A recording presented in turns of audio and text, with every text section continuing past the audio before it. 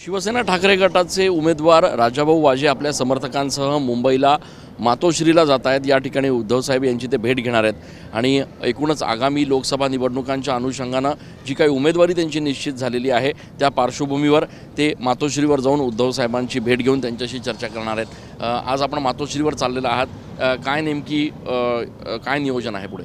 नाही, नियोजन असं काही नाही आहे। उमेदवारी जाहीर झाली, त्यांचे आशीर्वाद घ्यायला।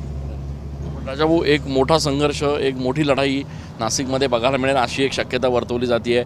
भुजबळांच्या उमेदवारीची आज म्हणजे घोषणा होऊ शकते असं देखील म्हटलं जात आहे। शिवसैनिक हा कायम लढाईच्या मनस्थितीतच असतो, त्यामुळे लढाई करणं आमचं काम आहे, आम्ही लढणार आहोत। भुजबळांसारखा जर उमेदवार समोर असेल तर आपल्यासाठी सगळ्यांसाठी किती अवघड असेल किंवा किती सोपी असेल निवडणूक? काय गणित आहे आपलं? कोणती निवडणूक सोपी नसते, परंतु लढाईची तयारी असली तर अवघडही होऊ शकणार नाही असं मला वाटतं। आपल्यासोबत बडगुजर आहेत, सुधाकरजी बडगुजर।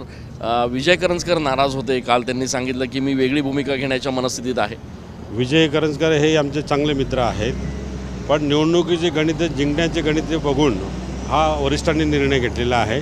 निश्चितपणे विजय करंजकर आज जरी नाराज असले तरी पुढे 2-4 दिवसामध्ये प्रचारामध्ये सहकार्य होईल आणि उमेदवाराला मदत करतील। खूप खूप धन्यवाद। आपण बघतोय ठाकरे गटाचे हे सगळे जे पदाधिकारी आहेत, त्यासोबतच राजाभाऊ वाजे जे अधिकृत उमेदवार आहेत ते आता मातोश्रीवर जात आहेत उद्धव ठाकरे यांची भेट घेण्यासाठी आणि आगामी दिवसांमध्ये नाशिकच्या लोकसभा निवडणुकांकडे संपूर्ण राज्याचं लक्ष असेल असं चित्र सध्या नाशिकमध्ये बघायला मिळत आहे। कॅमेरा पर्सन आकाश येवलेसह मी चंदन पूजाधिकारी, TV9 मराठी।